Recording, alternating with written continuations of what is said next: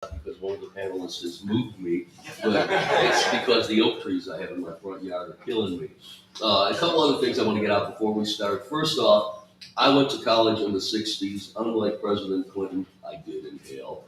And then in all candor, I own a green medical business, Green Medical Solutions, where we help people get their cannabis cards. So obviously, I have a prejudice toward what you guys are all talking about. Very good understanding of the politics and all, but I just wanted to be totally candid with everybody.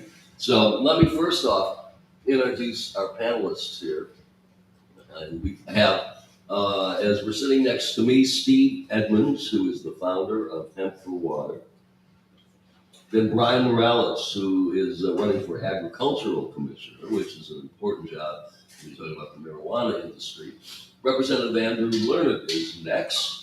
And then we have DJ Howard, who is the president of Minorities for Medical Marijuana Florida. And then Vanessa Grillon, founder of FPRAP Florida, which is a legal. It's a justice reform advocacy group. Justice reform advocacy group. Okay. All right. So I'm going to throw some of these questions out, and let's get a good discussion. And anybody jump in as you can. If not, I have no problem talking forever. They used to say you could always tell there was a new producer at Channel 10 when they said when I was doing a live shot, the show is light tonight, take as much time as you want. They only made that mistake once. So, all right, let's start off. Cannabis, a lot of people don't realize at one point it was legal in this country. Yeah. A long time ago. And then all of a sudden, I'm told the liquor industry had a lot to do with it, stepped in and cannabis became reefer madness. So the first question is, how did politics play into this, where this substance grown in the ground that has medicinal purposes is now all of a sudden considered, or it was, illegal, and it's changing, fortunately. So, Steve, you want to start off? Sure. I did a lot of work on this in my graduate work at UCF. I wrote my thesis on the unconstitutionality of the prohibition of cannabis and other drugs. So I think I can speak to this a bit. I believe that alcohol may have had a portion into it, along with a lot of other corporate collusion. You're talking about new products that were coming onto the market that could not perform with the existing products. And when I say existing products, the idea of human consumption didn't have anything to do with smoking, but there was an awful lot of human consumption. Few people smoked it for sure, but it wasn't the mainstay or the popular culture that everybody knew. A couple of facts along the way: we were founded on the growth of hemp. If you had more than 7 acres, you were by law required to grow hemp, both the Queen's hemp and the native Indian hemp. They wanted to cross. They wanted to get different varieties. George Washington grew every type that he possibly could for every use that he possibly could, including personal relaxation, smoking, and dipping it. So our founding farmer, our founding father, was very much into cannabis and hemp and its uses. So were most of our other founders, and so were most of our other industrial interests all the way up until the early 30s. Hemp was used as a food filler. It was used as textiles and rope, as most of us know. It was also used for turpentines and lacquers and thinners and paints and all sorts of different varieties of products. And what we saw in 1937 was a very real concerted and collective effort by a few very powerful interests. You've heard the names before. William Randolph Hearst, who is going to gobble up all of the paper companies and all of the production for those paper companies. He wanted to see those papers printed not on hemp anymore, but the pine trees that he owned all across the country. You also had DuPont, who was going to be bringing on nylon that couldn't deal with the competition there. The American Medical Association, yes and no, some are for, some are against. It's one of the reasons why they made up the word marijuana. and spelled it with an H because, the dumb gringos didn't know how to pronounce Hispanic words or spell Hispanic words. And they basically grabbed control of the government through political mechanisms, through lobbying, through strong arming, through flat out, coercion, and said, we're going to demonize this product. Not so much that we care that people are using it for personal reasons, but we'll sure as hell use that for a demonization. But we don't want the competition to these other products that we have. At the time, you have over 2,000 known medical uses that are being used regularly for cannabis. They're on the shelves. It's available. It's in most of our food. A lot of our clothes are made out of it. Most of our printed materials are still being printed on hemp. So it is a major blow to a staple commodity and staple crop that was created by a few people with the collusion or with the taking over politically of the government forces to be able to scare everybody into outlawing this plant, thus reefer madness. And I'll say one more thing and pass it on. The same people that are doing that kind of control and collusion to manipulate products and medicine are doing it again today. Okay, right. What he said, but no, you know what? Politics is always going to play a part in your life. And if you don't focus on who you're voting in, you're going to just continue to let people who have literally their own agenda at first and not really your best interest at heart. So right now we have a really, really crazy political midterm coming up, and these things are going to be on the ticket. So even though cannabis is not exactly on the ticket, it is, because it's most likely going to be legalized on a federal level within the next year or two with the Biden administration. So if that happens, if the guy that I'm running against wins, he doesn't want this program to succeed. So if we get him elected, he's going to destroy this program. So we want to make sure we don't do that. This program needs to be nurtured. It needs to be turned into the right, proper program that it should have been from the get-go and never been made illegal. Why? Because, seriously, our original flag was made off of hemp. Everything that we did was hemp. All our ships, they all depended on hemp. Like, that was our biggest crop. Why did it all of a sudden become the bad thing? It's not supposed to be the bad guy anymore. It's, it became Disney all of a sudden at one point, what Disney's now. So it's not the bad guy. It's never been the bad guy. It's just an innocent player in what's going on right now in political warfare. So can we stop the culture wars and focus on what the real problems are? I want to make sure that we heal people. Cannabis heals. Cannabis also does many other things too. It actually even heals the land because it's good for bioremediation. This man right here, he's going to help me. We're going to clean Lake Okeechobee together. So we're focusing on making sure that we remediate the state of Florida with hemp and make sure that we rescue everybody here with hemp, because we can. It could be a $4 billion a year tax revenue stream for the state of Florida. Why are we not doing this? So that's the way I see it. Thank you, guys. Andrew, you just finished a brutal 60-day session, then the special session that, again, focused on culture wars. There are a couple of bills in the legislature this year that went nowhere. One, a terrible bill that was going to limit the amount of THC that could be sold, and the other one that would allow research via telemedicine, which makes so much sense for the patients rather than the clinicians, obviously. Tallahassee just seems to hate the whole idea that medical marijuana is legal in this state. Give me your feel from being up there with your crazy friends. Yeah, so first of all, thank you for having me, and thank you all for being here. I actually have a slightly different take on this. So I got elected after 4 or 5 years in a row, the Republicans tried to pass a 15% or 10% THC cap. And I come from the military community. I'm not a user. Sorry, to all the vendors outside. But I'm still in the Navy Reserve, so I get drug tested pretty much every month. And when I came into this, it was to help my SEALs because I had a lot of buddies who were self-treating for PTSD and other things. And I said, you know what, if you guys swear by this, like, I'll go to bat for you and we'll see what we can get done. And so my real first fight was in killing THC caps. We beat it in a committee. We flipped 5 Republican votes going into it. Those are people that, typically rank and file Republicans have voted the cap in the past. We had 5 no votes. They counted it the night before, and we were able to flip the speaker into making sure that we got that. What's on now? Testing. We were able to make sure that we killed that bill in committee, and it never heard the light of day again.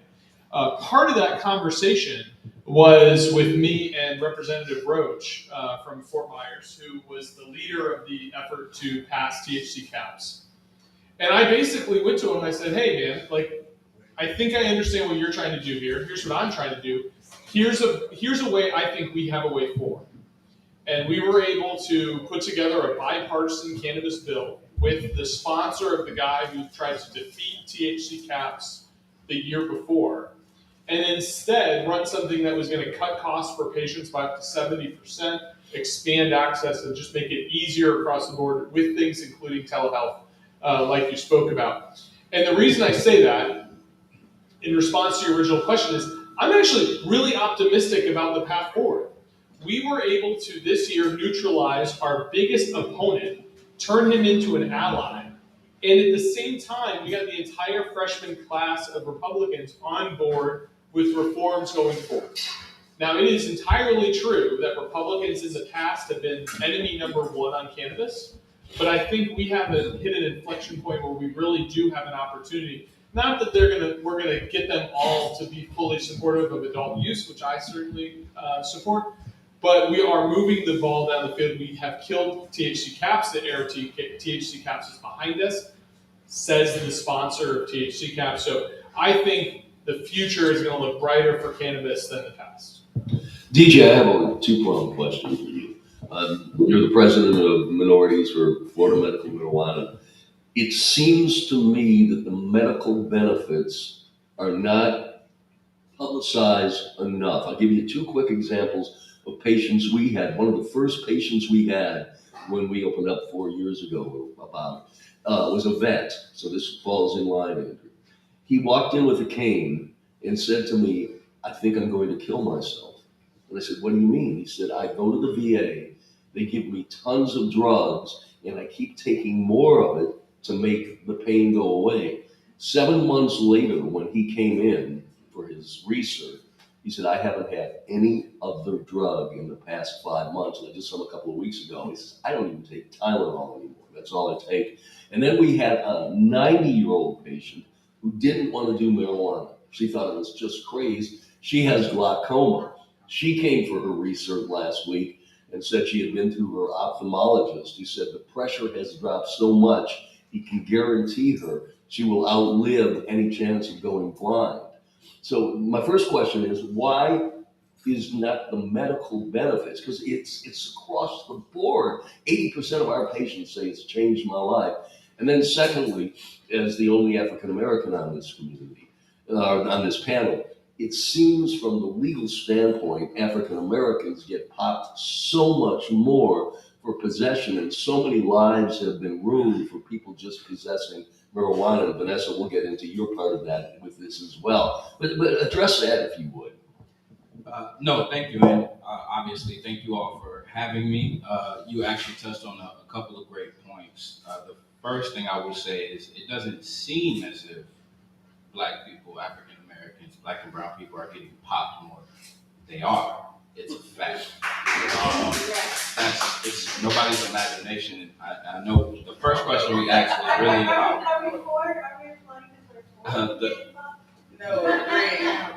the first question that was posed to the panel was about politics and how does that play into it. One thing that I think we definitely missed out on that I want to make note of is how many people are in prison because of cannabis use.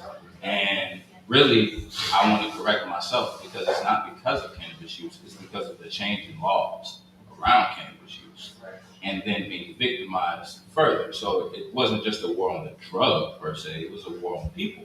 It was a war on us. And when I say us, I'm speaking about black and brown people all across the country.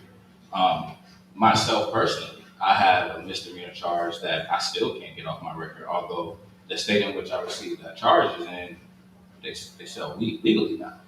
So I would say one thing for sure that we need to do as far as making some of the changes that a representative mentioned, and that hopefully future commissioner mentioned, is that we really need to focus on, as much as it's money, it's absolutely about health, and I'm going to answer that part of the question.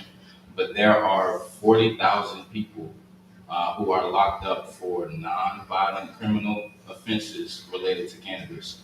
And there are hundreds, thousands more who have been affected for years based on the laws around cannabis. And I think making sure that those people also receive not just justice, but support, assistance. We were just talking about veterans, and I'll talk about the Veterans Outreach Program, which I think it kind of can speak to that as well. But we need to support these people, work on some recidivism training, and making sure that we provide opportunities so that moving forward, they don't have to deal with what so many people are making billions of dollars off of now. To speak to your question about making sure that, or why isn't it as known, you speak to a great point. My stepfather is a veteran, World War II, lost his vision, has herniated disc in his back, hip replacement, knee issues, and is prescribed by a doctor at the VA more pills by lunchtime than I have taken in 2022 in total.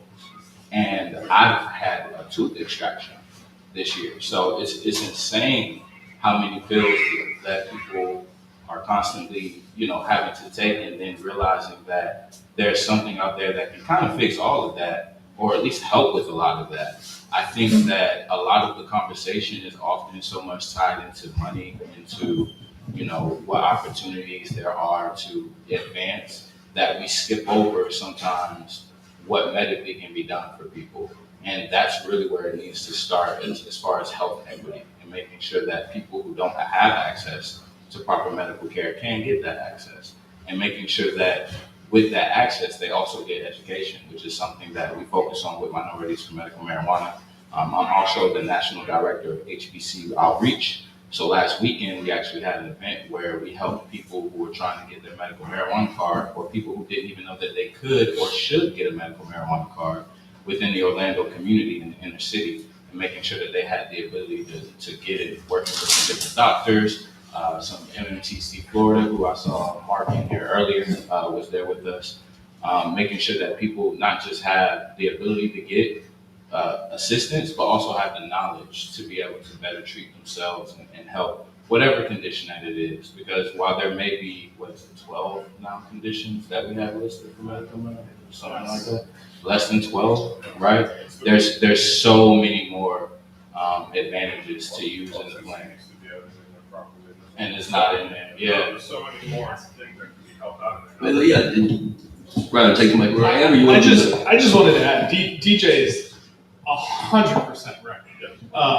Every word he said there. And I picked the microphone up again because I kind of gave the Republican Party a pass when I think I am somewhat optimistic on where we're headed with cannabis. But on criminal justice reform, the only thing we did when it came to drug crimes is we made it a felony murder for non-violent drug offenses related to dealing. So if you deal somebody meth and that person died, you can be executed now in the state of Florida. That is a capital offense, and they did that this year. And they did it. They made it so it was easier to convict the person, and they increased the penalties on the person. So Florida is very much still going backwards when it comes to criminal justice reform from non. But the thing is, the funny thing is, a lot of that can just be cleared up too if you do legalize a lot of the drugs, because of the fact is people are stepping on these drugs with drugs like fentanyl that are not really drugs that people want to do. These are killing people, and they're killing them easier. So, I'm one of those proponents that says, let's just talk about ending the war on drugs, start legalizing things, and making sure that we focus on treatment. Number one is if they're addicted, focus on the addiction and focus on the medical care for that. But people are going to do drugs no matter what. I mean, Miami is constantly full of cocaine. The amount of cocaine that they catch on ships coming through, it's like, oh yeah, they caught another 300 kilos, and yeah, how many more just got through? Just stop the war on drugs, capitalize on it, tax it. It could actually be a new revenue stream for us. But just focus on education and healing, not on incarceration and hurting people. You're hurting people, what, for a night of excitement that they had? They had a night of a weekend that they had fun? I'd rather encourage people to do certain things versus drinking alcohol. Alcohol is one of the biggest problems that we have in this country. It kills more people than anything else. You know, there's more people addicted to alcohol. You have more murders because of alcohol, more domestic violence, more just everything. It's dumb. So why is it that we push for one particular product when we know that these things don't kill people? You know, I'm one of these people that talks about cybercilling and making sure that we focus on mental health care. That should be what we should be focusing right now. This whole country's been upside down with this whole nonsense with misinformation that we definitely need a whole big kumbaya and come to a mental health consensus that we all need to just basically take a chill. Can we all just smoke a joint and just take a nap and relax for a moment, please? Because this is just getting out of hand. I'm tired of the lies and tired of the nonsense. Can we focus on the issues that really matter? The Disney issue is not an issue. What is an issue is the rent increase. This culture war at CRT, that's not an issue. Congratulations if your kid is learning that. That means he's in law school. Please, let's focus on what really matters. Our teachers are underpaid. We have no bus drivers. Our kids' education is being harmed. Why can we not focus on something that's going to bring money in so we can hire teachers and hire these bus drivers and put people in place to do the right thing for our people? So I will stop there. Okay, Vanessa, hop in here. With the legal system and the politics that are at play, you had the experience, obviously, with that. Let's talk about Yeah, hi, thank you for having me. My name is Vanessa. I mean, as far as, like you said before, marijuana is, from the earth, is from us. I mean, imagine a world where, like, our prison systems are so overrun and you have all these people having medical issues and that doesn't, imagine if, like, you had the prisons incarcerated, have a farm, grow, cultivate it, and then imagine having them be able to use that for their medical issues. Imagine how much money the state could save if they use marijuana as a way to treat our incarcerated. And then, teach them how to farm, teach them the trade, and then, you know what, if you dealt drugs illegally, you already know how to sell, you already know how to do marketing, you know how to get in contact with your customers. Why not allow them to do the same thing except legally? You know what I'm saying? And then again, I forget your name, sorry, Commissioner. If like the tax dollars.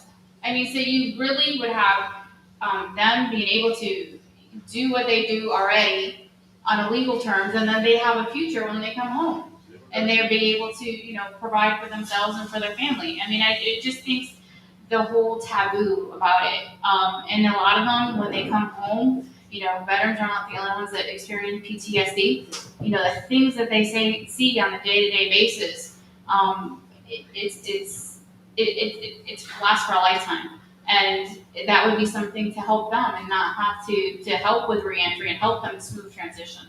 I mean, it's also just, like you said, not just veterans. And I've always said this, it's not just veterans. It's your EMT, your police, your fire department, and basically anybody who has to deal with anybody in customer service. Teachers. Teachers are probably one of the people that I'm like, please let them. People who work in the hospitality industry, servers, I'm sorry, but one of the biggest problems we do have in kitchens is that we do have drug problems in some of these kitchens that we'd like to make sure we take care of, but we gotta focus on healing people. Please stop hurting people. So many of the people that are opposed to the use of cannabis associated with the counterculture era that was very prevalent when I went to college, obviously. But it's become so mainstream now and non-dangerous. How do you get the word out? Our doc, for example, one of the docs that works for us, said when he was in private practice, he was scared sometimes prescribing drugs that you could get at Walgreens, that he said if they abuse it, they're going to kill themselves. He said he had problems sleeping at night. He never has had a problem authorizing marijuana because nobody, to my knowledge, unless they get behind the wheel, which is rare, has died from marijuana. You go to sleep if you've had too much. Why is the counterculture feeling, which is long past, Haight Ashbury is a long, long time ago, why does it not resonate with those opposed to it, I'm talking particularly the politicians, that it's not harmful, that it's good. You guys have any idea? I do. Okay, let's hear it, Steve. Yeah, because we kind of do it to ourselves. Um, we're schizophrenic and hypocritical throughout our entire political system. One of the things I do in my other life is teach American national government. So I know a little bit about CRT and I know a little bit about all this other stuff as well. But I also know a little bit about the stereotypes that this community in particular puts on ourselves and puts on the people that we think oppose us. I'm going to go ahead and guess that I'm probably the only Republican in the room right now. But I'm also one of the longest standing activists in the room. I started in 1992 with this. Okay, my first speech that I gave about using industrial hemp was in 1992, and I've heard all of the stereotypes about how Republicans hate pot since 1992. Bullshit. Bullshit. And one of the reasons why this community has had a problem coalescing the Florida market is because we continue to say that Republicans hate pot, which is bullshit. And when Republicans get told that they hate pot and that they have to go with this stereotypic idea that if they do like pot, then they're going to be labeled a hippie, they don't want to play the game. So there's a lot of money, there's a lot of support, there's an awful lot in the freshman class, and in the class that will be elected this next go around that have an R behind their name that will get behind the plant if we stop making it a cheerleading thing. Because right now, I haven't had a problem telling you guys this for the whole time anyway, but I'll do it again. We gotta stop doing the pom-pom thing. It's not your issue. It's not the blue side's issue. And if we want as a community of cannabis and hemp users to not be stereotyped and labeled and discounted because that's just the stoners, they don't know what they're talking about, then we need to present ourselves as business people. We need to present ourselves as community people. We need to present ourselves as showing how the dollars make more sense using the plant instead of fighting the plant. Because that's what it really comes down to, I think, is this is a panel on politics. It's about politics. It's about cheerleading for whatever side that people decide they're going to line up with. And as somebody that plays in both water policy and in cannabis policy as a conservative, I can promise you that's 75%. Well, Brian, if you're elected as agricultural commissioner, we've got an agricultural commissioner who used to be a lobbyist for the marijuana industry. You're going to have a Republican legislature, no matter what.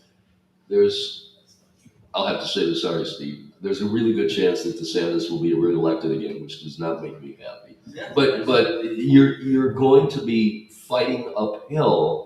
What, as agricultural commissioner, can you do that Nikki Fried hasn't been able to go? Release the shackles. Not give a crap what DeSantis does. What's he going to do? Arrest me? I'm just going to go in there and do my job. But how are you going to legalize it? Well, I can't legalize it. But if the federal administration does what they're supposed to do in the next couple months, then I'm going to be in charge of the program because it's going to be legalized. We know that already. So it's going to be within the next few months or within the next year. But it's going to get legalized, and if it's done during my term, then yeah, I'm going to baby this program, make sure we take care of it and expand it and do what we need to do. But, as we all know, the other guys have already said they don't want it on their watch. They don't want nothing to do with it. So, that's just not going to work out for the people here in Florida, especially with all the money that's been invested into this program to make it grow. So I'd like to make sure that we continue to grow this program and really take it to where it didn't go. I feel Nikki had her hands tied, and that's really why I keep saying I want to take the shackles off. Yeah, she did what she had to do because she's playing it safe and doing things that she's being told to do, but I'm not in politics like that. I'm not a politician, and that's not my job. My job is to go in there and do the job of the commissioner and take care of the people and take care of the program and make sure that we do what we need to do. My main goal is increasing the revenues for Florida's agricultural community making sure that we expand this program so we are number one. There's no reason why Utah should be number one, which they are. It should be us. So Andrew, you're the only elected official here, and I know you're steeped in Tallahassee, but the decriminalization law has passed the U.S. House. It's got to get through a more conservative Senate, and that includes Democrats and Republicans. Do you honestly think that the Senate will follow suit with the House and pass the bill? I have no idea. That's a okay, well, in Tallahassee, is there a move toward legalization, or do you say that this is way down the road? I think,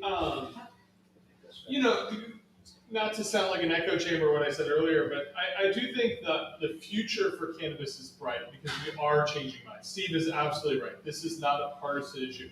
One of my favorite stories that I always tell people was I was knocking on doors in the 2020 campaign. And I was in Claremont, and I knocked on a door, and you could hear the NASCAR race blaring in the background. And I knew it was a Republican door. And I'm like, all right, well, this is going to be a fun conversation. Guy walks up to the door with a MAGA hat, literally wearing a MAGA hat.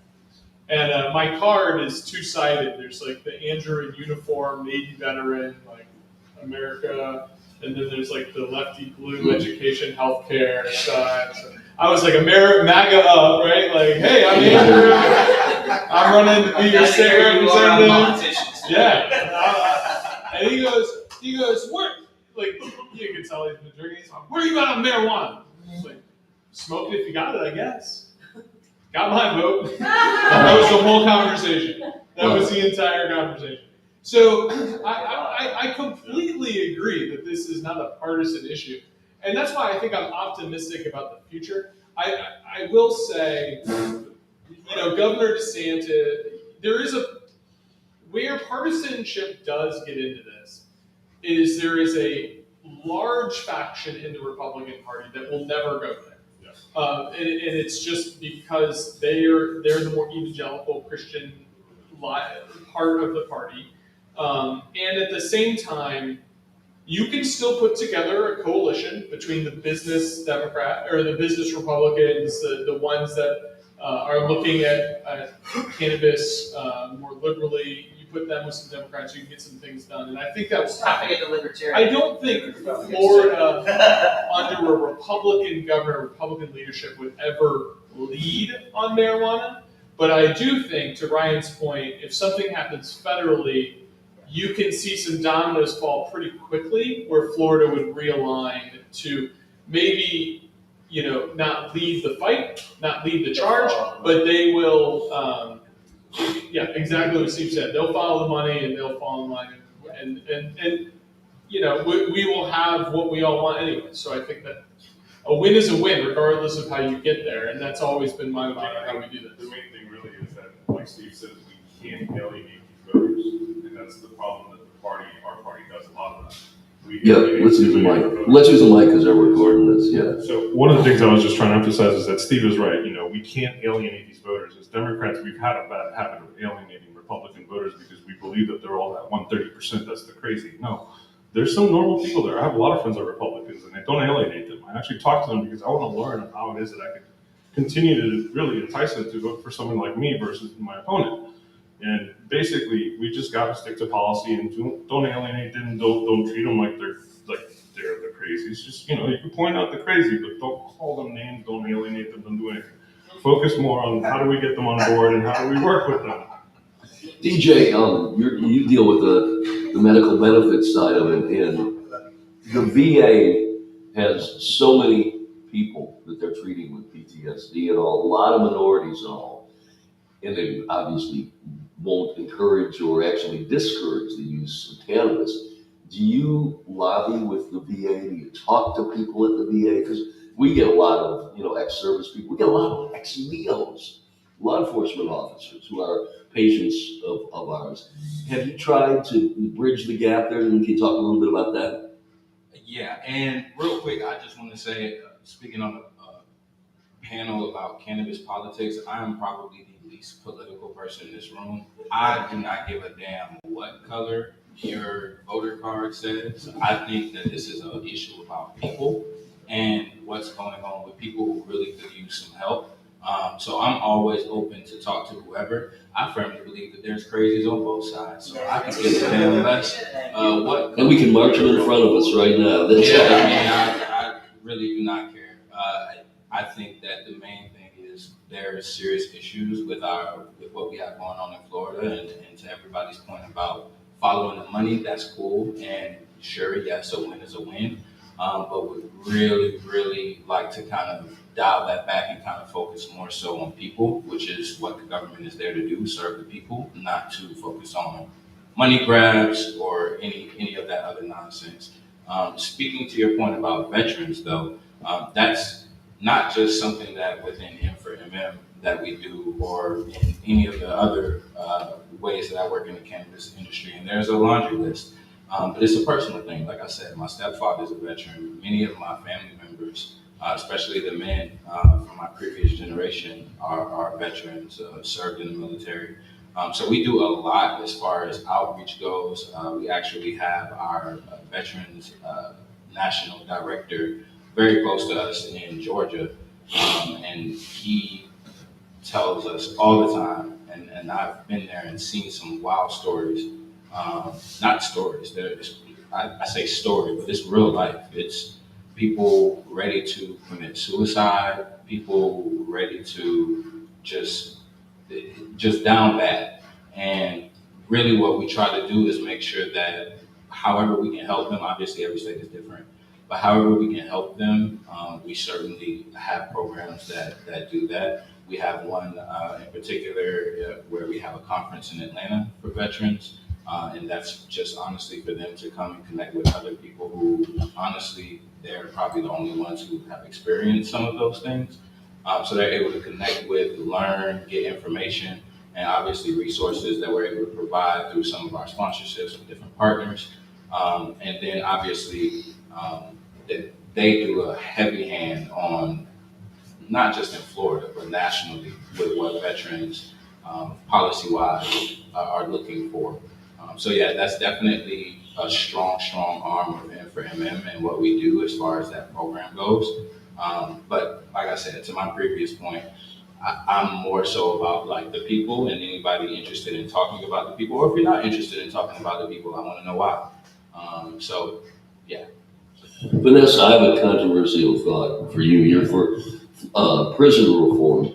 Have you ever thought how to reduce the violence in prisons, or how it would be reduced if inmates could get cannabis? Because people don't usually fight when they're high. They don't. They get drunk, they fight, or all the other things that go on in prisons. I've covered stories in prisons and seen what it's like with caged animals, is what basically they've done. Yeah. But the thought of letting them be mellowed out would reduce a lot of the violence in the prisons. Or am I just too far out there?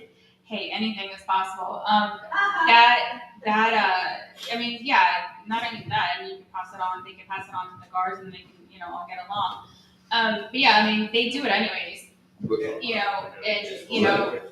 so, it would be something that, yeah, I mean, you'd have more, I mean, you still have to work on the conditions of the prisons and stuff like that, but yeah, you would have people. I always tell people that the large majority of people that are in Florida prisons right now are going to come home at some point.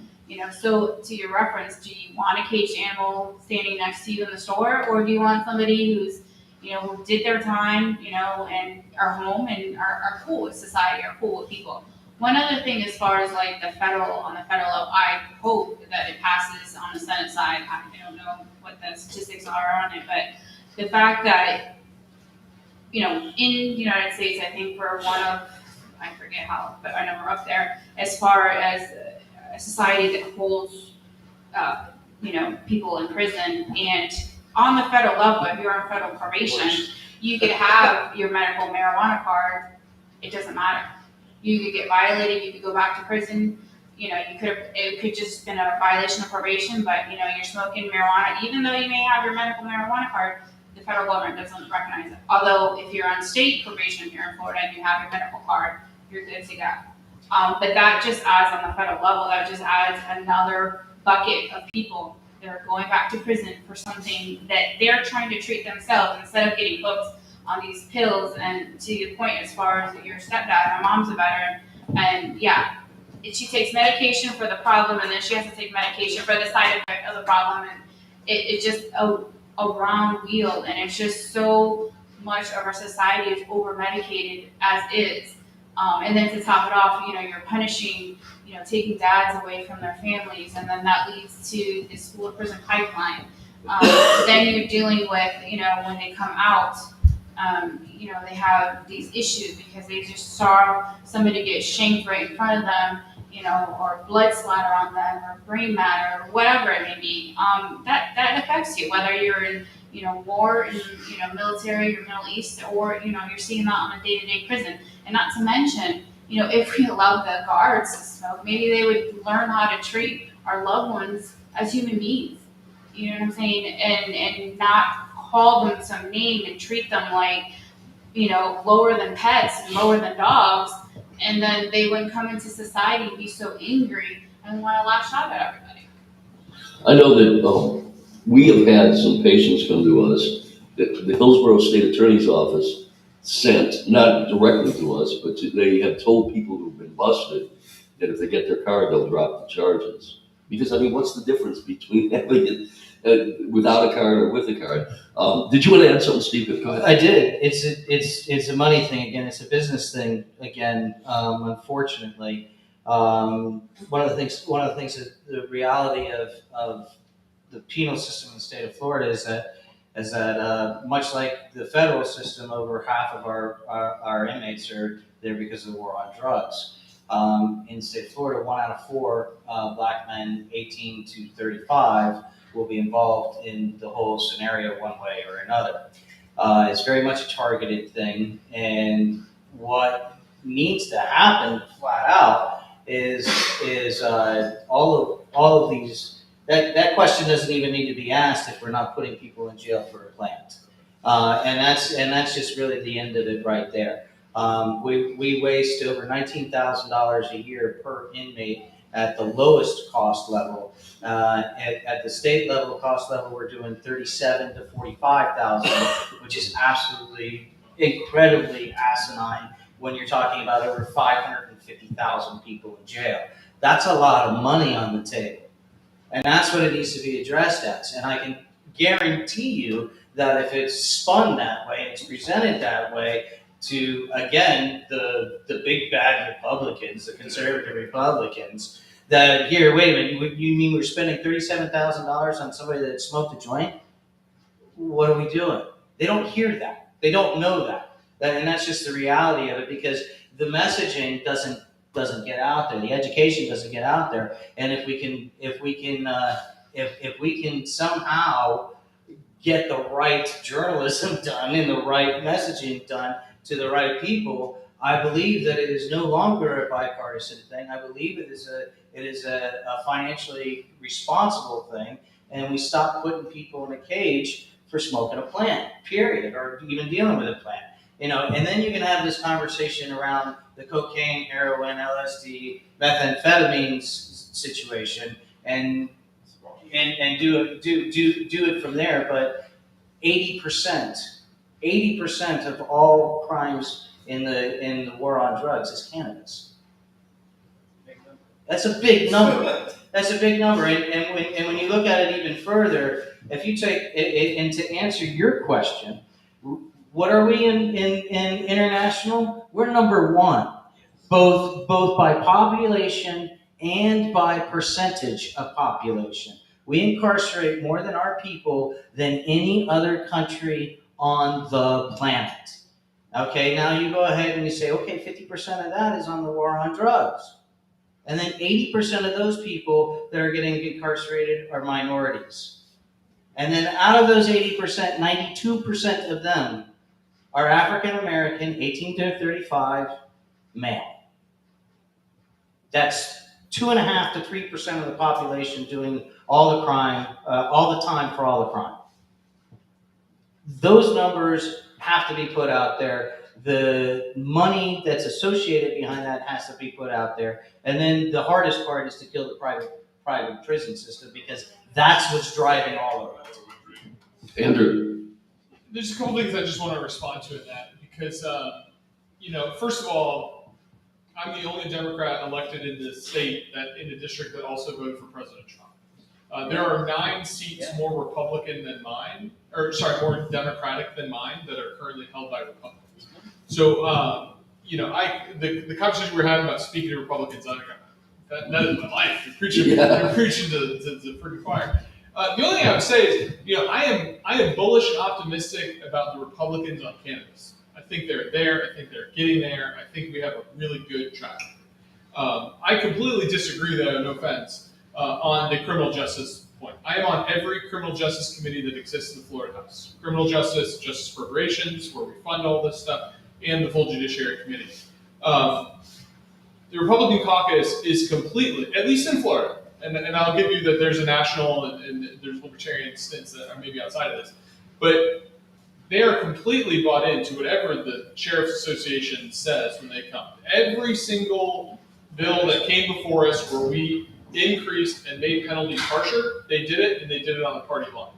We went from a committee where we were asked to chip in $200 million more to fund new, longer prison terms for nonviolent drug offenses.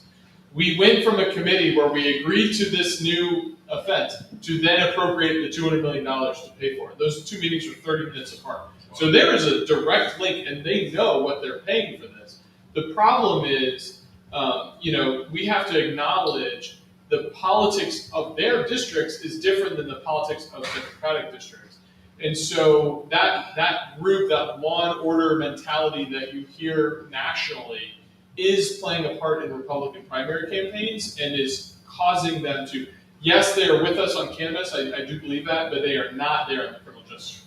Well, and just to respond, because you brought it up and you're saying the Sheriff's Association, and I agree with you 100%, that the Sheriff's Association is driving criminal justice policy in the state of Florida. But again, we're talking about a drug policy thing here, and if you eliminate 80% of the conversation, now you only have to deal with the 20% that is not cannabis. Now, and the perfect example as far as the Sheriff's Association is concerned, it wasn't too long ago that everybody agreed with old Judd Grady. Now we got Wayne Ivey coming on board our side, okay? And if you can get somebody like Ivey coming on board, and then you can finally if you can get Ivey to talk to Grady. no, it never happened. Yeah, and everybody said that about Ivey too. Right? And Ivey's going for decriminalization in the county, and he's going for civil citation. He says he's okay with it. So he's going in the right direction. And if we get again, it is 2 separate subjects, but the problem is that in the state of Florida, in drug policy, in the country in drug policy, 80% of the people that we're talking about is cannabis. So, and frankly, I want to take care of 80% of the people right off the bat, and then we'll have those criminal justice fights, because you're right, you're going to have a long road. But I mean, if I can get 80% out of the population, and I can get them back into normal life without having to worry about returning because of parole violations and all of those other ancillaries that go along with it. Now I'm down to talking about, instead of 550,000 people, I'm talking about 100,000. DJ? Yeah, listen, so it sounds like everybody on the panel understands that incarceration for cannabis is a serious issue, and that in Florida, we have a huge challenge in overcoming that. I would just like to stay after both responses there. One, we threw out a lot of statistics, and we mentioned we would need to get more statistics and numbers and presenting that to Republicans. Again, the one who don't care what side of the fence you're on, the one stat that I will put out there is that Florida is the only state in the country that is in the top 5 in incarceration for cannabis, and in the top 5 for how much money we make off of cannabis, and we only have a medical program. That's correct. This is on the list of states that have recreational and have had recreational use for years. That is a serious problem. To Representative Lerner's point, there's a direct line with the money that's being made with incarceration that needs to be fixed. If we're having these conversations and if money is going to move the needle and if people are going to get on board the money train, we have to also at the same time not just stop putting people in jail, but get people out of jail and get them the support that they need, considering that we're making so many billions of dollars off of something that is still just medicinal in this state. We're the only state on that list like that. Well, Vanessa, go ahead. Yeah, I just wanted to touch real quick. As far as the prisons in Florida, we have about 7 prisons that are private prisons. Part of their contract requires them to have a 90% incarceration rate. So that means that they need bodies in order to pay for that. And not only that, but one of the private prisons is GEO Group. Look at how much they fund political campaigns. They're the number one supporter of that. They're one of the top funders. I'm surprised they didn't get looped in with Disney somehow, but it's crazy. Like to Rep's point, how everything correlates. They pass it to make this money, then they get the kickbacks from the private prisons, and it's just don't get me wrong, the private prisons are nice. I mean, I've had reps on my town halls and said, if I were to get locked, put me in a private prison. But my thing is, why can't the private prisons, the stipulations and stuff that are in their contracts, why can't they apply to the state? I bristle when people say the longest war we ever fought was in Afghanistan. It's not true. The longest war is the war on drugs, and we lost that war a long time ago.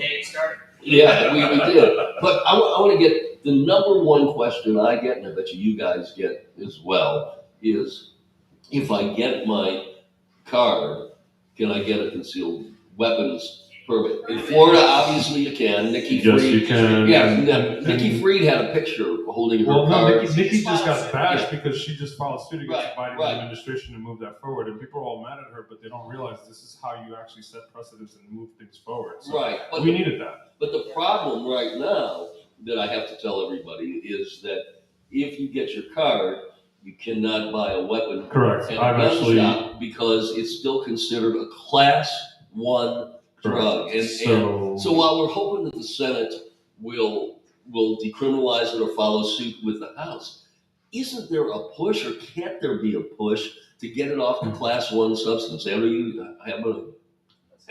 here, but I mean that's a major problem. I know Ryan's going to jump all over this one, but I will say, and I wanted to jump in on it. I actually ran this bill. I ran this bill 3 months ago, before this was a conversation, along with Rep. Joe Harding, which, if you don't know that name, he was the author of the Don't Say Gay bill.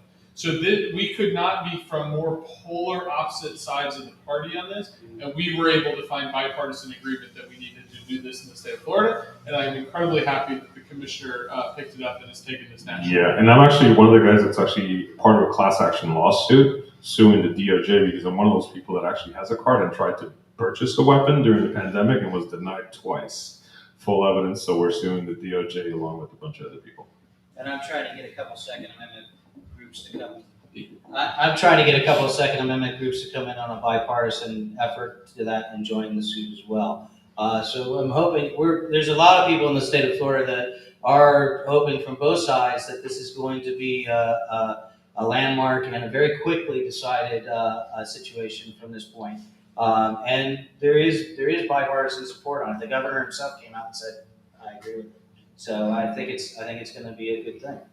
From a money and politics standpoint, it costs a ton to open up a dispensary in Florida, and we have the vertical monopolies, whereas in Oklahoma, it's the wild, wild west. We could all move to Oklahoma tomorrow and open up dispensaries. Don't know if that's the best thing, but is there a problem in limiting the amount of people that can get on this lucrative or into this lucrative business? I throw it up to everybody. The program sucks. We need to open it up. I would rather do what we're doing in Colorado and California, where you let mom and pops join in to fund it and actually put a little love into the product. Right now, we don't. You have to actually beg somebody like Move or Truly to buy you to be able to participate. It sucks. It's stupid. And I believe the last license sold for $73 million. What's the next one going to sell for? That's ridiculous. It's basically going to take about $1 billion to open up shop in Florida. Right. that's not fair. That's not right. I know once I come into the position, there'll be multiple licenses that I'll be in charge of awarding, including the black farmers licensing and all that. So I want to make sure that we do that right and not have it be this stupid monopoly that it is. So I'm totally against the vertical system, and something needs to be done about it. But it's going to be a tough uphill battle. Somebody like him needs to help me on that. Yeah, I'm not gonna disagree with I think the premise of it. A lot of people noticed that in our bill, one of the things we were able to get passed was you can't sit on inactive licenses anymore. That was something that we were able to get done, part of our legislation. And I do think, there are problems with vertical integration. I think everybody would agree with that. Two things I do want to point out is in the next couple months, we are expecting to release about 21 new licenses, including the pig fur license, which I guess that's 22 with pig fur. So we are doing a lot to democratize the system going forward, which is good. I mean, a lot of times we are prisoners to the sins of our past, right? This is how Florida did medical marijuana. We're going to have to find a way to work within this system moving forward. That's part of what I'm trying to do, at least. There are bills every year filed to dismantle vertical integration, but the reality is we do need ways to regulate and make sure that the program is done effectively. One of the parts that made my bill so bipartisan was we really did a lot on minors being able to buy Delta 8 products and other synthetic marijuanas. And I think that has a lot of bipartisan agreement. But the ability to restrict minors, the ability to make sure we get reciprocity with other states that do have their own vertical integrations and things, is we have to kind of work within the system. This all gets upended when the federal government does their descheduling, right? So I don't think you'll see any change in Florida when it comes to vertical integration until there's a descheduling, and then we will be able to have that conversation after that. You meant, well, let me come, I'll get back to you in a second, DJ, but you mentioned Delta 8. There's not the same regulation with some of the non-THC based products. Is there a concern? Because obviously, I mean, I know people have got high on Delta 8 and all. Is there a concern that it's the Wild West out there with those non-regulated products? It's my concern. Yeah. It's my concern. It's a bipartisan agreement. The problem was, candidly, the speaker didn't want to move any bill that helped medical cannabis in any way. Part of my strategy in coupling that to our expansion bills, the reduction in cost to patients by 70%, the expansion of new conditions, reciprocal telehealth. The reason we packaged that with this Delta 8 is we knew there was strong bipartisan support for the Delta 8 restrictions because everybody agrees on it. Free cards for veterans, that was part of what we were trying to do. Oh, wow. So by putting it together, we said, all right, you're going to get your Delta 8 stuff, but you also have to give us these other things. And we had support. We had the chairman of the Republican Party of Florida as my Senate sponsor. How the hell this doesn't pass? It makes me lose my mind. DJ. Mic drop. Might pick up. No, so I mean, great points, all great points. What I will say is that, sorry about that. What I will say though is that speaking about the licenses and obviously Oklahoma has a little bit more of free reign. I think, if I'm not mistaken, New Jersey this week also announced that they're going to be opening up to unlimited licensure on the 23rd. Yep. So I definitely think, again, it's the old adage of this is how Florida does it, and we have to wait for some other needle to move. I think that's really it's a disappointment, honestly, because there's so much opportunity in Florida with what we do via tourism, with so many retirees, people moving down here. We could really have some really monumental stuff, and obviously such a large set of minorities in the state. We could really do some amazing stuff. Speaking about the pick for license, obviously, having the one get released that you mentioned is great. If my count is correct, I think we're at like 700,000 plus patients now. Right, I just saw April 8th. Today, yeah. 708 or something like that. 710, yeah. So we're getting up there. If I'm not mistaken, we should have some more licenses released. If the old laws go, it should be my math isn't too bad or too good without a calculator, but I think it's like 1 for every 100,000. We're like 7 now. We wanted to do we could, but You know, so I definitely think that as far as the license situation, as far as vertical integration, we're all understanding that vertical integration is not good for business. We also understand that where Florida is at currently, while there is optimism in some ways, understanding that we're going to have to wait for something to happen federally, honestly just puts us behind the 8 ball even more. And it's really a waste of time. And honestly, it's sad to see as somebody who coming from other states and seeing how other states operate and how much opportunity we really have in Florida and being able to create some serious changes, some monumental moves, some revolutionary stuff. It's tough to see. It's hard to watch. That might be my pessimistic side as a very optimistic person, but that's just kind of looking at historically what's been happening. But yeah, I wanted to make mention of that point as well. Okay, here's the big one. I think if they had a vote today in the state of Florida to legalize cannabis for adult use, it would overwhelmingly pass like the medical marijuana pass. But with the new restrictions on lobbying and they're trying to put in the $3,000 cap on funding from out of state, do you people think by 2024 that it can get on as a ballot issue? Because I think it would, and do you think it would pass overwhelmingly? I don't think it's necessary. I think it deschedules federally way before then, and I think once it deschedules federally, it goes in the state of Florida. I think there are plenty of people on all sides of the issue with all labels behind their name that are ready to move.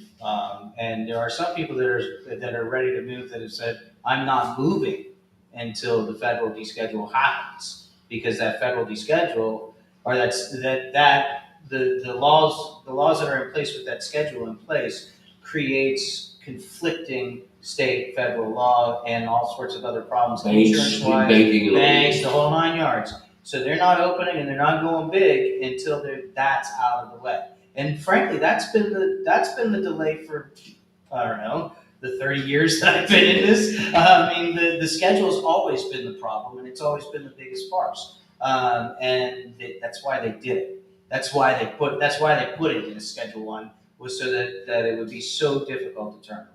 So, I mean, the Schedule 1 means that there's no medicinal purposes and that it has the potential to kill you, and high level of addiction, which obviously is false on all 3 counts. So, it's the ballot initiatives, and I've spent my time in those camps and everything else. They're good to help move the policy and the public opinion, but frankly, I'm thinking that they're not going to be needed. I think that we move to an adult use within a year after the federal schedule comes on. I agree with him. Basically, it's already in motion. So as I like to say, and jokingly, I say Poppy Biden will end up giving us a little hanging fruit for this midterm election. So I'm technically counting on him to do it, to make sure that we win this midterm, because we're going to need it. He's philosophically opposed. Well, funny thing is that I always say that the man that started the war on drugs is going to end up ending it. So I think it's on his watch to make sure that he handles that, because he is responsible for a lot of the damages this war on drugs has done. But he himself can reverse it right now. He and Nancy Reagan. Yep. So Work together. he knows it's on his thing, and you know what? He's going to have to push this right now for us to win this November. Andrew, you think he could get on the ballot in Florida? I hear the points that both of you make, and I agree with the premise. I would also say the fact that we don't get it on the ballot, the fact that we have made it harder to add things to the ballot, is part of the problem. Because what if he doesn't, right? The path forward is really tough when you can only do a $3,000 contribution, because candidly, with the signature requirements and the amount of insane fundraising that has to go behind it, it is almost nearly impossible now until the feds do this. So it either happens in the next year or you were pushed back 6, 8, 10 years on this issue. And that's really scary. And this is one of those times I know, our Republican friend aside, like Democrats, we always support the federal government. We're like, oh man, Uncle Joe's gonna come save the day. And then we are always disappointed because we don't spend our time and attention winning local races, because these state local races are where this issue, why Florida is lagging behind other states. It's because of our legislature. So if we did a better job of focusing there, then we would have defeated the restrictions on ballot initiatives in the first place. We could have put this on the ballot ourselves, and this would have been passed 6 years ago. DJ. 1,000% agree. It's definitely something that we need to pay more attention to on the state level. If we're constantly waiting on something to happen in Washington, D.C., it's going to be like right now. We're constantly waiting on something to happen in Tallahassee. And honestly, no offense, but we're not going to get, we'll get something done, but we're not going to get, especially the things that we're talking about here on this panel. That's where it's going to be a little bit of a stretch, and I think that waiting on the federal government is a little bit of the issue. We need to get out and pay more attention to what's happening in our local races. And I said that I am not the one about the politics. That is a fact. But when it comes to the local politics, we have to pay attention, because that's really what affects us, what affects the people. Vanessa, do you lobby the legislature at all to let them know about the amount of incarceration that is as a result of cannabis? Yeah, I mean, we've had several town halls with politicians on both sides of the aisle, and yeah, it's surprising. Everybody sees the big number, almost 100,000 in Florida are incarcerated, but they never look at the breakdown of why they're there. And some of them are very surprised. Now, sometimes we'll do it if an issue or something like that came up in the news, we'll do it live. I think that's when the best conversations happen. But if you read into the numbers, I think a lot of people, you talk about fake news and all this stuff, they look at the big number, but they don't do the work to find out the why and stuff like that. And I'm sure I'm pretty sure, I don't have a medical marijuana card, but I'm sure we all have a card in common, that's your voter card. And that is our responsibility as citizens to elect the people into the office that understands what we're going through, what we need, what our loved ones inside the prisons need. And we have that power this year to overhaul Florida's legislation, legislators, and possibly our governor. And that will help a lot of things. So I encourage people, you may not have your medical marijuana card, but you have your other card, which is just as good, especially this year. Real quick, to Vanessa's point, yes, I totally agree. But one slight asterisk: we don't all have our voter card. Some people who are, have that. You know what I'm saying? Somebody get that man right there, voter registration card, please. He's And, giving me that look. He's all innocent, right? You may not have it, but your family has it. Somebody in your family probably Actually, has no. it. You know what? Your boss has it. Your landlord has it. All those people vote. They use it against you, so don't let them. Yeah. So, but to that point, I did want to call out. Not everybody has their voter registration card. Not that that's a good thing, but also we got to look at, to your point about digging into the why some people don't have their voter registration card. That's a whole Which is nother. a whole new issue, which is why local politics and local races are so important. So, not to bash on your point, you're 1,000% right.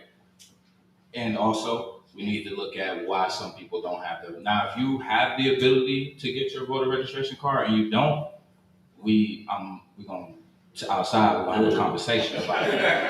But if you do not have it because you cannot get it, that is a totally separate issue that we really got to start paying more attention to. Because as we can see, and I know there's like 2, maybe 3 Black people and maybe like a total of less than 10 minorities in the room, maybe. We really got to pay attention to what's going on with our vote and making sure that we have the ability to get our vote out and it's not being suppressed, especially here in Florida. Well, we're almost out of time for this panel discussion. I want to finish it going down the line. We'll go reverse order this time. 2 years from today, we're sitting in this room at this same Cannabis Expo. what's going to be different in your mind 2 years from today? Ooh, wishful thinking.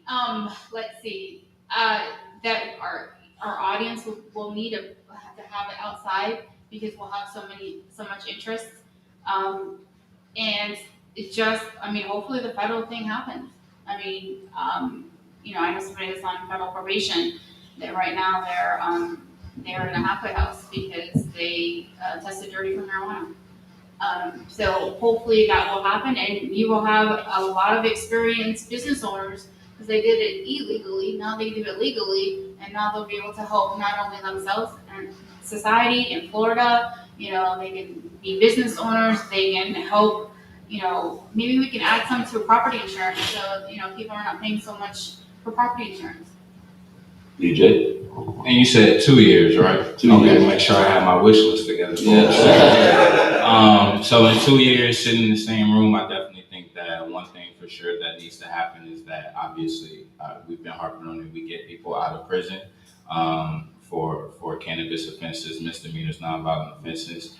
We also, it's my hope that we have better health in Florida. It's my hope that we have changed for getting your medical marijuana card for renewal, for access for people.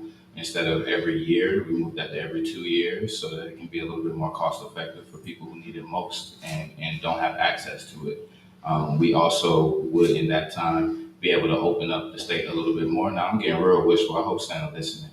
We will be able to open up the state more as far as vertical integration and getting that out of the way, and also making sure that licenses, we are able to give out more licenses to people who deserve to have a license.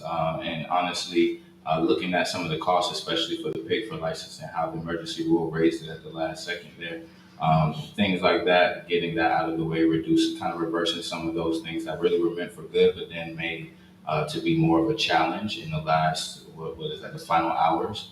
Would love to see, especially here in our state of Florida, for our veterans to be able to get their card for free and be able to wean themselves off of some of these other drugs, at least the ones that make sense for them health-wise, for their lifestyle. 2 years, just 2? Okay, no, I think that's a decent. That's a good one. That's a decent start. I got a few more. I might come back at the end. Yeah, dude.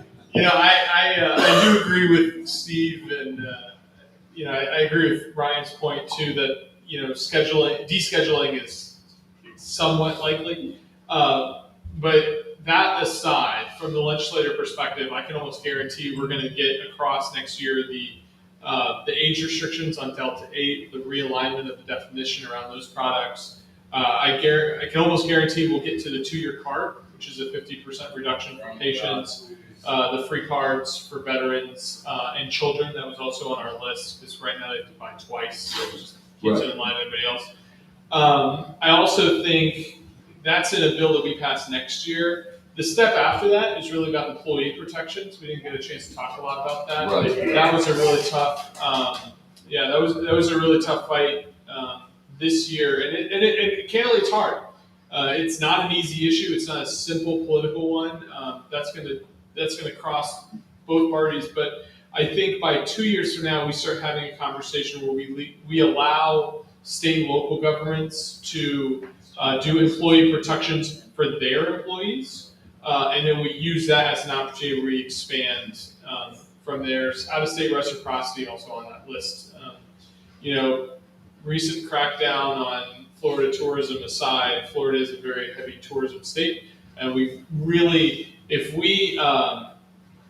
I think a lot of people paying attention view reciprocity as a path to adult use in Florida because it creates the systems we would need to expand to a larger audience. So reciprocity is key.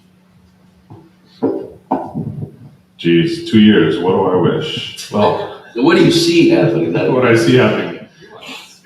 Oh, of course, and I expect to see that within the next 12 months, to be honest. So I would like to see a descheduled drug. I'd like to see a free market roaming. I'd like to see more freedom here in the state of Florida with the use of marijuana and psychedelics as well. I believe it's important for mental health. I believe it's key for us to really move on from this nasty last few years that we've had with this whole misinformation culture war. I believe we need healing. So what do I see in 2 years? I see something that me and Steve are going to really do is do some great wonders for Lake Okeechobee and all the waters in Florida with hemp and different bioremediation products. So I don't just see us focusing on hemp as, smoking and having fun with it. I see it as really doing a job in Florida and making a way for replacing plastics and really moving forward with biofuels. My focus is to stop the burn and make sure that we start switching over to biofuels and really just focusing on fueling the cruise and airline industry so we could drop their carbon footprint by 75%. My main goal is to make Florida a green state. And if I could start doing that within the next 2 years, that's my goal. And Steve, that includes up there. Well, he took a little of my fire there because I was going to let all the medical and human use stuff and everything else be solved in the next 2 years, but I don't think that descheduling solves any of that at all. I do believe the rep is correct in that we have local and employment and kind of the tie-ups that we'll be working on as far as all that's concerned. But what I hope we are seeing in 2 years from now is conferences and industries talking more about the whole plan. Instead of us having to concentrate on how we get people out of jail, instead of us having to concentrate on how we get people medicine, that's all resolved and we've got those paths done. And now we start concentrating on, and I've said this for 30 years too, and I'd spell it if it didn't take too long and I'd probably mess it up, but it's infrastructure. Okay, we do not have infrastructure in this state, especially when it comes to industrial infrastructure. And that's where the future is. That's where the sustainable farming is. That's where biofuels is. That's where food production is. That's where the ability to set something forward for your family for generations to come comes from. The CBD and the cannabinoids and even the adult uses are all great money-making economic opportunities. But frankly, they're for a limited set of people that have more resources than most people. If you get the industrial side of the plant opened up and the infrastructure built, now you have opened up the entire industry to allow people to bootstrap from nothing and build an empire if they want to, really. Personally, when I can afford to, it's going to be done in increments of 10. We're going to start in 4 acres, and we're going to go to 40 acres, and we're going to go to 400 acres, 4,000, 40,000. To give you an idea, 10,000 acres will produce enough seed and seed oil to sustain a 2.5 to 3 million gallon a year biodiesel facility. That means that we can produce fuel for less than $2 a gallon, and then we can charge a big premium and blending on there of another 50 cents to $1 a gallon, and still be way under what we're paying everybody for diesel. Now, just so you know, all of your agriculture, all of your heavy construction, all of your trucking, all of your infrastructure, cruise ships, and the feedstock for jet fuel is diesel. And biodiesel made from hemp is some of the best jet fuel on the planet.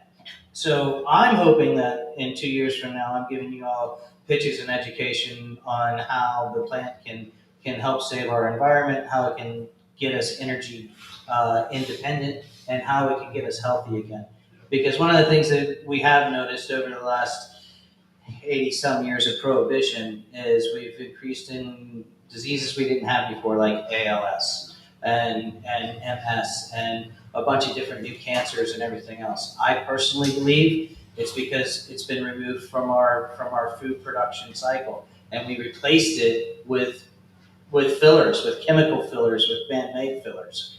Our baking and our food processing that was done prior to 1937, the additives that are all now things you can't pronounce was hemp grain and different kinds of hemp products and hemp flour, not the flour that we smoke, but the flour that's ground from hemp grain and hemp grain seed. So the nutritional side of it is where I think we should go. I mean, you're talking about the best in 3, 6, and 9 omegas. You're talking about the best fatty acids. You're talking about none of the bad cholesterols. it makes the other superfoods look, kind of silly. So that's where I'm hoping we are in 2 years. Well, we could go on for hours and hours. The politics are very integrated with the cannabis industry, and there's a lot of stupid, silly rules. But we've dented a little bit. You guys were all great. Thank you for being with us, and thank you all.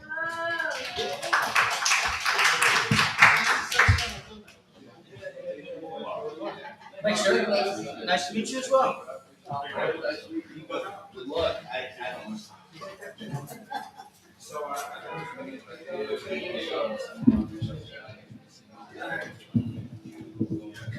And before everybody goes, don't forget the rotation on Sunday mornings at 10:45 when we get up on time.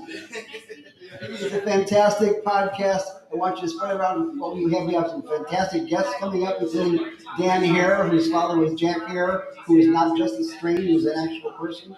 We also got Charlie Christ and a whole bunch of great new guests coming up. So be sure to watch us 10:45 in the morning on Sundays on Facebook, but we're not on Pornhub.